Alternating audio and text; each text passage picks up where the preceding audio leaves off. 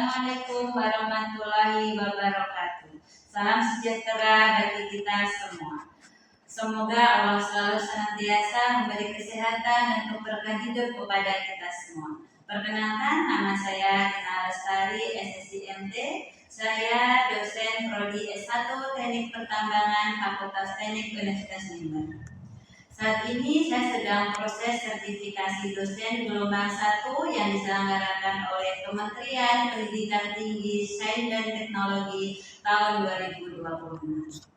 Video ini merupakan dari pernyataan diri dosen dalam unjuk kerja Tridharma Perguruan Tinggi atau disingkat dalam PDD UKT-PT, khususnya dalam bidang pengajaran.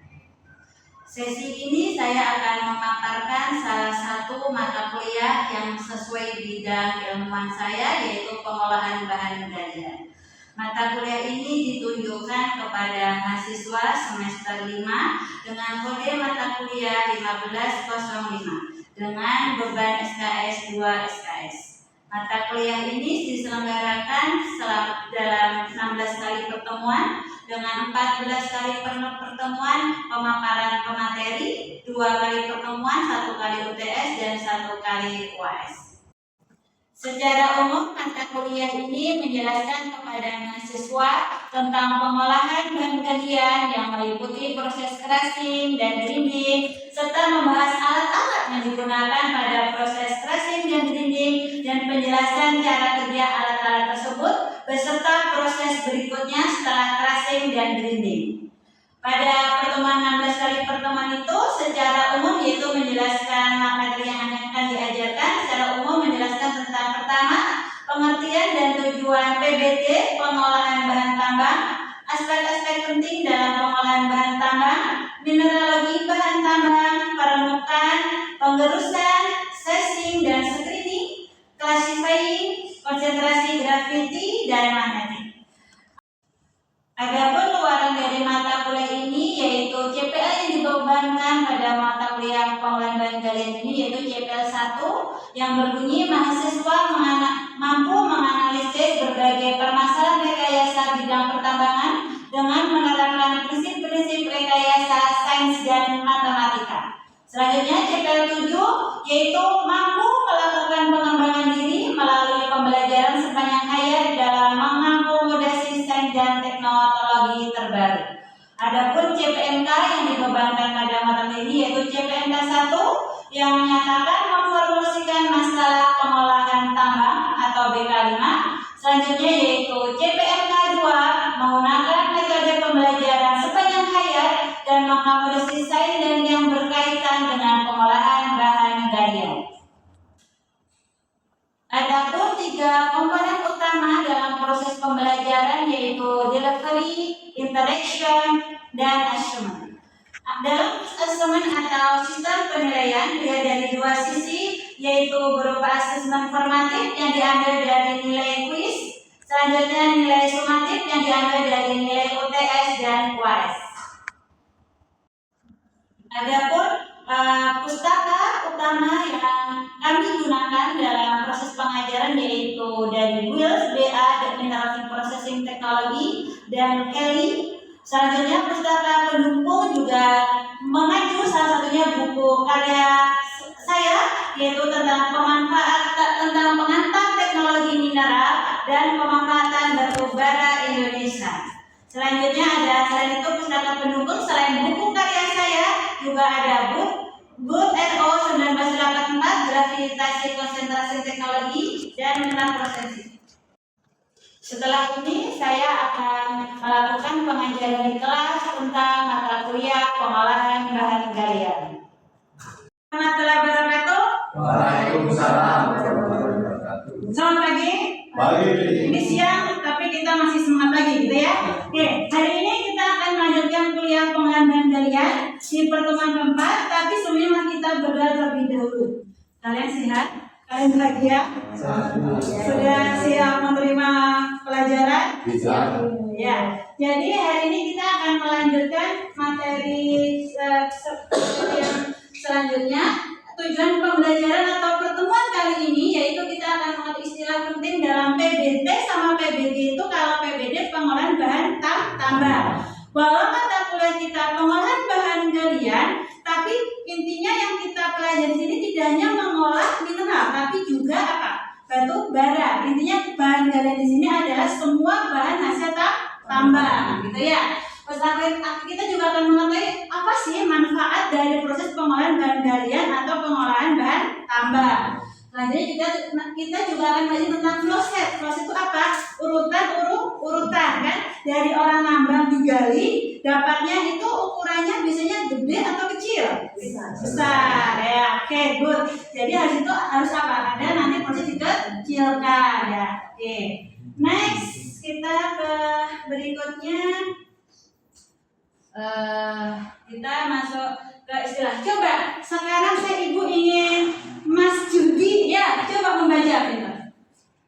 Istilah penting dalam pertama yaitu satu mineral. Mineral merupakan benda padat anorganik yang relatif homogen, terdapat di alam secara alamiah, memiliki sifat kimia dan komposisi kimia tertentu, dan memiliki sifat fisika tertentu. Oke, dari sini makanya kita perlu sekali sebelum kita kuliah pengolahan bahan ini kita harus tahu tentang apa mineral ya. Nanti kalian bisa baca di buku pengantar teknologi mineral. Jadinya yang kita olah itu adalah apa tadi? Mineral. Mineral itu benda padat anorganik. Jadi dia adalah bukan organik ya. Terus relatif homogen. Artinya apa? Kandungan kimianya relatif seragam. Terdapatnya di alam secara alamiah. Karena memang bahan tambang ini pemberian anugerah dari Allah ya. Ada yang berasal dari apa? Letusan gunung berapi gitu kan ya. Karena ada yang kata ada batu bara. Kalau batu bara dari mana mbaknya? Dari Kalimantan. Oh, sumber kalau proses terbentuknya bagaimana? Dari gambut. Jadi itu dari tumbuhan ya yang berurutan lalu yang tertimbun timbun ya akhirnya mengalami perubahan terhadap tekanan dan suhu. Nanti kayak gambut itu ada salah satu jenis tapi dia belum berubah menjadi batu bara. Baru gambut nanti menjadi lignit ya batu bara yang sangat rendah sekali ya. Nanti baru bituminus, subbituminus seperti ya. Terus habis itu memang setiap mineral itu dia memiliki sifat kimia dan sifat fisika. Sifat kimia berarti setiap mineral, nama mineral pasti dia memiliki apa? Nama rumus kimia yang berbeda-beda dan sifat fisik yang berbeda-beda seperti itu ya. Terus nanti selanjutnya biji Mas siapa ini? Hanif, coba baca. Ya, selanjutnya terkait biji ya. Ini sekumpulan mineral yang daripadanya dapat dihasilkan satu atau dua lebih logam secara ekonomis sesuai dengan keadaan teknologi dan lingkungan pada saat itu. Oke, jadi dari mineral nanti ada biji, jadi sekumpulan mineral yang daripadanya. Coba kalian sekarang searching deh semuanya. Sekarang contoh nama mineral, coba. Oke, kalian sudah searching nama mineral? Oke, coba masnya mas siapa namanya? Oke, coba tulis di depan nama mineral apa yang diketemui. Sekarang kita sangat mudah sekali ya. Teknologi itu membantu kita. Ayo ini nulis mineral sama rumus kimianya mas. Taruh coba. Nama mineralnya apa? Kuarsa.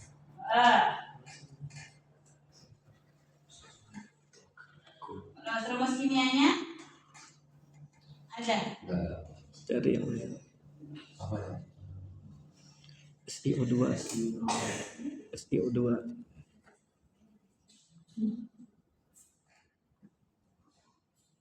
SD Johor. Rumus kimianya? Rumus kimianya adalah SiO2. SiO2. Jadi O-nya gini, SiO2.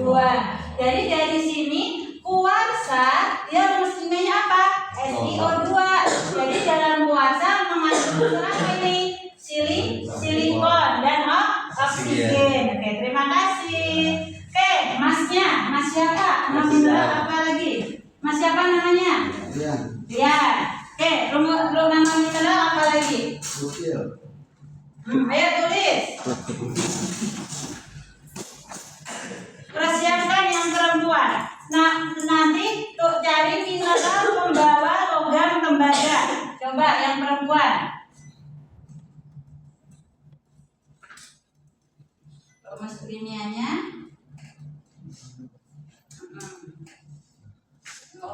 TiO2. Jadi di sini dalam protein ada titanium dan oksigen. Yang perempuan Mbak Bella. Oke. Oke.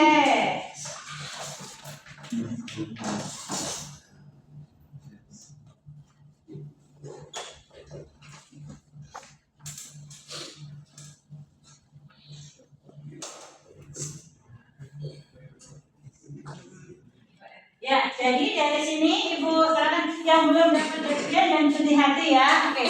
Jadi di sini tadi ini tadi nama mineral ini adalah mineral pembawa logam tembaga. Tahu tembaga dari mana di sini? Tanya dari CuO. CuO ini tembaga. Fe besi, S itu sulfur. Jadi apa hubungannya mineral sama biji? Ini nama mineral. Kalkopirit, rumus kimia CuFeS2.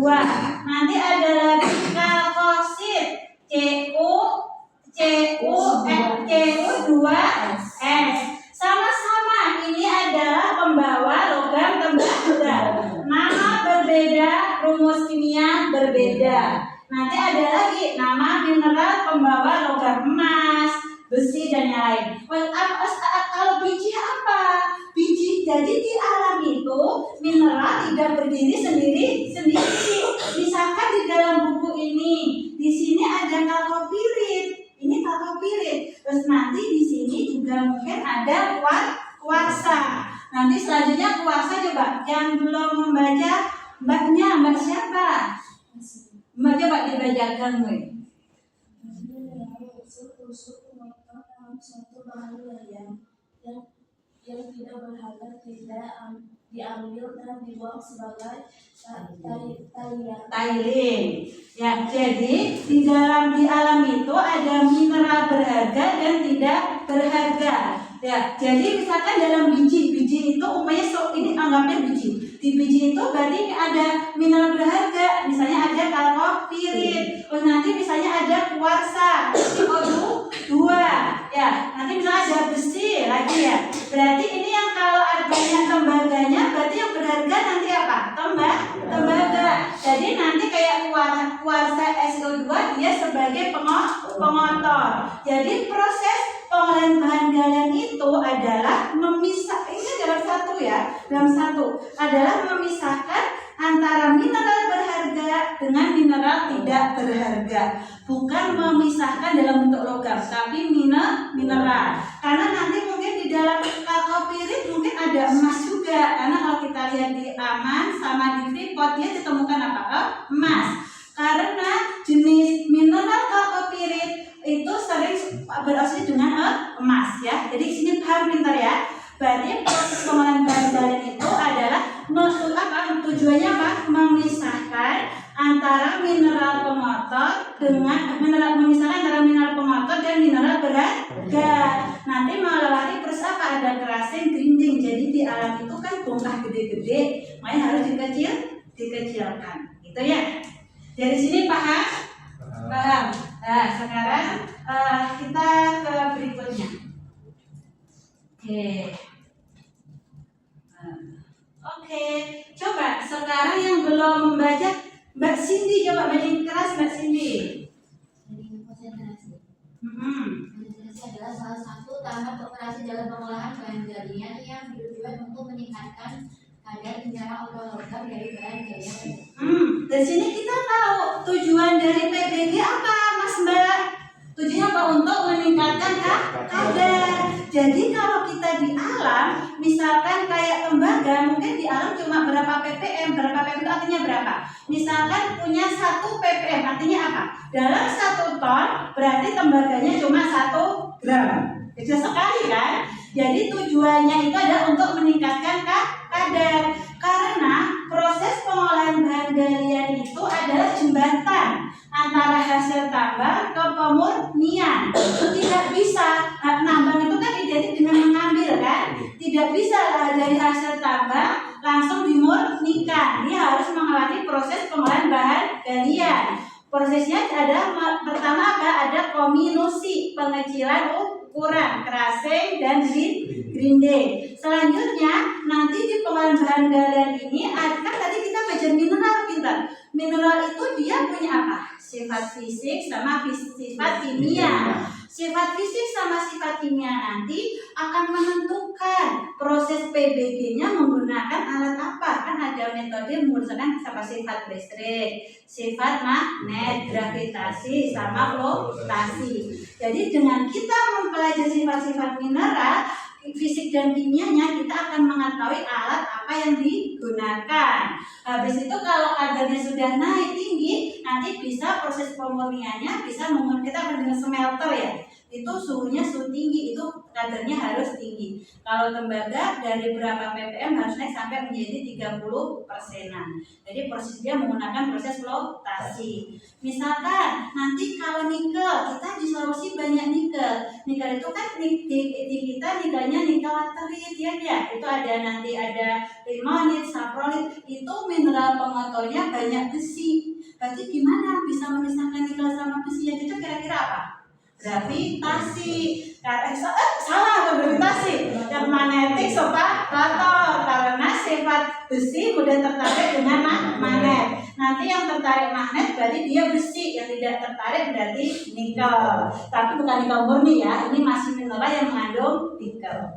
Ini paham ya tujuannya ya. Terus nanti ini ada istilah apa, recovery. Jadi tadi ini ada gravitasi, magnetik, elektrostatik, flotasi. Ini sesuai dengan karakteristik fisik dan kimia. Sekarang recovery itu besar banyaknya yang dinyatakan dalam jadi ketika dalam proses menggunakan metode seperti koefisien gravitasi itu berapa persen yang terambil.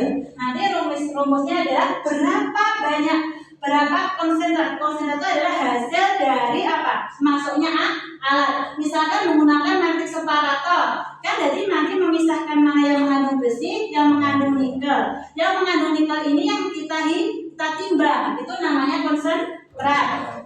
Mineral umpan itu yang semuanya, kan semuanya tadi masih ada besi, ada nikel mineralnya. Berarti itu adalah umpan. Dikalikan 100 baru itu perolehan. Jadi tujuannya ada untuk meningkatkan kadar. Paham? Ya, pinter. Ada tanya? Mungkin ini sih ini kan jangan ya nilainya sampai 100%.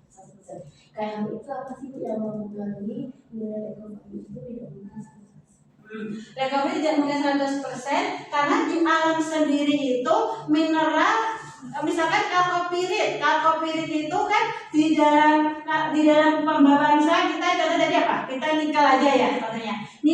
Nikel itu kandungan nikel tadi, nikel itu kan ada saprolit, limonit gitu ya. Di dalam saprolit itu nikelnya itu hanya sekitar 1-2% memang kandungannya. Nanti yang besar adalah besinya 50%. Jadi memang karena kadar di alam mineral berharga ini memang kecil, tapi makanya tidak mungkin sampai 100%. Karena apa? Pemisahan pengolahan bahan hanya pemisahan berdasarkan sifat fisik, bukan secara kimia. Ya, jadi memang nanti mana yang mengandung nikel dan mana yang mengandung besi banyak dan yang mengandung yang lain. Ya, jadi menaikkannya bukan sampai murni, tapi memang menaikkan berdasarkan sifat fisik mineral. Jadi tidak merubah, walaupun flotasi menggunakan proses reagen kimia, tapi tidak mengubah sifat kimianya, hanya bisa. Jadi kalau misalkan keluar bentuknya pertama pasir, keluarnya juga pasir. Cuma pasir ini memisahkan mana yang mengandung nikel, mana yang mengandung besi gitu.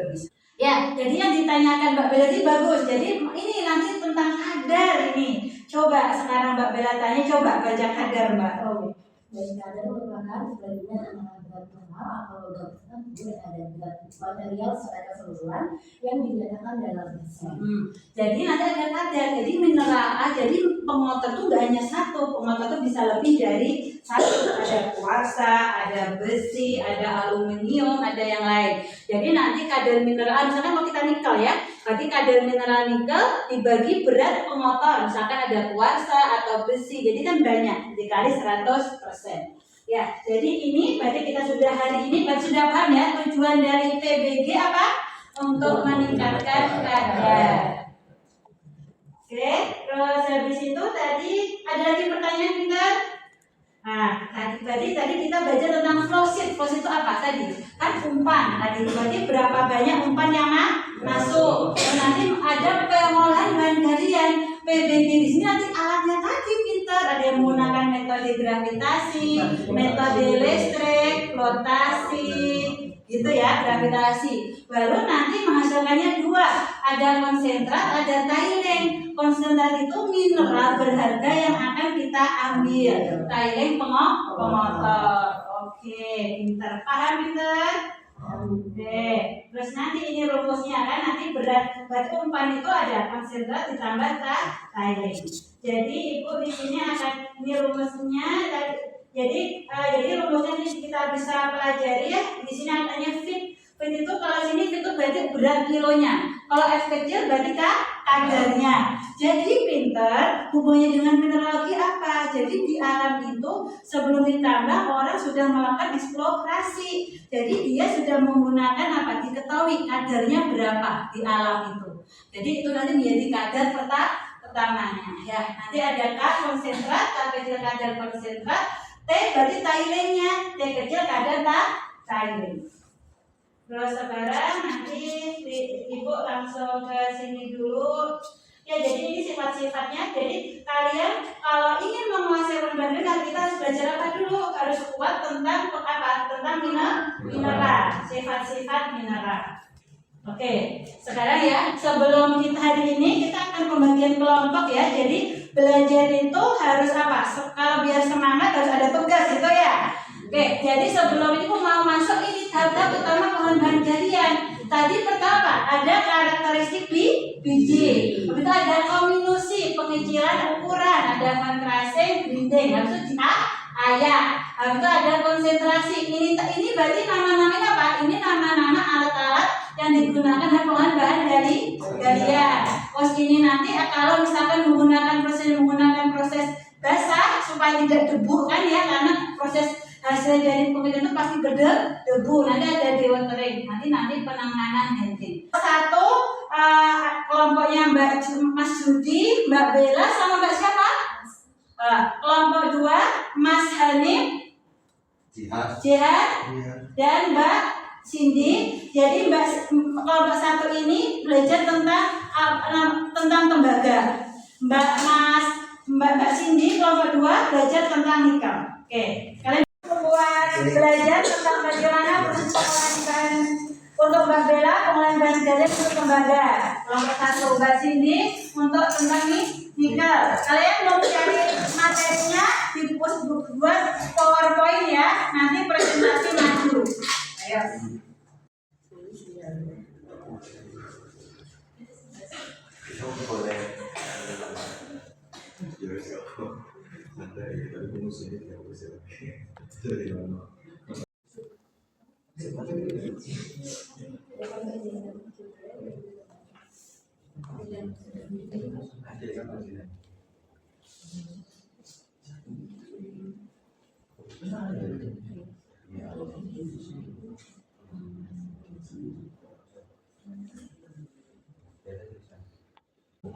Sudah selesai presentasi buat PowerPoint-nya?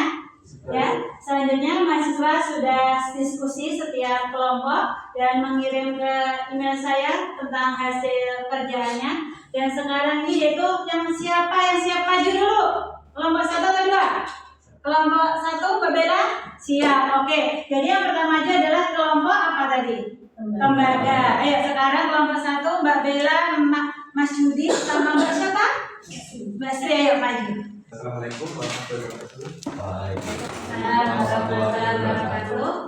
Terima kasih atas yang diberikan kepada kelompok kami. Nah, di sini kami akan menjelaskan tentang BPG, yaitu biji tembaga, yaitu pengelolaan bahan galian biji tembaga. Oke, kita ketahui mineral tembaga itu kan dikenal dengan unsur kimianya itu kan gitu. Yang mana biji tembaga sendiri itu kita kenal sebagai logam yang berwarna kecoklatan yang memiliki daya hangat panas yang sangat tinggi. Di kelompok nikel, ayo tanya dong. Masih ditanya. Sudah terjawab Mbak Cindy. Ini setelah dilakukan pembicaraan kemarin itu tahap selanjutnya diapakan ya? Mengalami proses flotasi ya. Kalau tembaga habis dikecilkan melalui tahap proses flotasi untuk menghasilkan konsentrat. Ya, terjawab Mbak. Kemudian satu lagi laki-laki. Ayo tanya, siapa tanya? Ayo berdiri yang tanya, laki-laki itu berdiri. Ayo. Perkenalkan. Perkenalkan, nama saya Arif. Saya izin bertanya terkait PBG ini, mengapa dalam tembaga ini memerlukan proses PBG ya sebelum digunakan? Ya, jadi gini Mas, kenapa sih yang untuk pengolahan bahan tidak hanya tembaga semuanya, kayak nikel, emas, ya, perak, semuanya butuh pengolahan bahan galian. Jadi pengolahan galian itu adalah kan hasil tambang itu kebanyakan prosesnya kalau nggak peledakan penggalian. Jadi bongkar ini. Jadi di bongkar ini pasti kadarnya kecil sekali karena tadi dalam apa? Dalam biji, dalam mineral, dalam biji banyak mineral. Makanya harus dikecilkan. Ada terasing, ada apa? Green day. Sudah paham mana? Oke, sekarang berarti kalau sudah kelompok 1 boleh kembali. Oke. Selanjutnya kita akan ada kuis. Ayo gunakan HP-nya. Kita pakai kuis ya. Ayo. Kalian semua sudah bisa masuk, kita mulai ya. Oke, ya sekarang mulai kerjakan.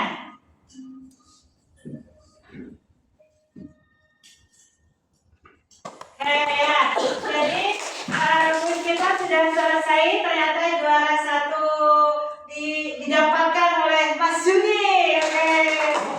Jadi pertemuan kita hari ini sampai di sini. Jadi dengan yang belum nilainya jelek jangan bersedih hati ya. Kita akan belajar. Ininya dengan kuis ini Ibu ingin mengetahui seberapa besar pemahaman kalian tentang materi yang sudah Ibu ajar ya. Pertemuan berikutnya kita akan lebih detail mempelajari tentang kalau kita sudah tahu kasus mineral, nanti yang cocok dengan metode apa dalam proses pengolahannya. Ya, untuk pertemuan hari ini kita sampai di sini. Kita tutup. Wassalamualaikum warahmatullahi wabarakatuh.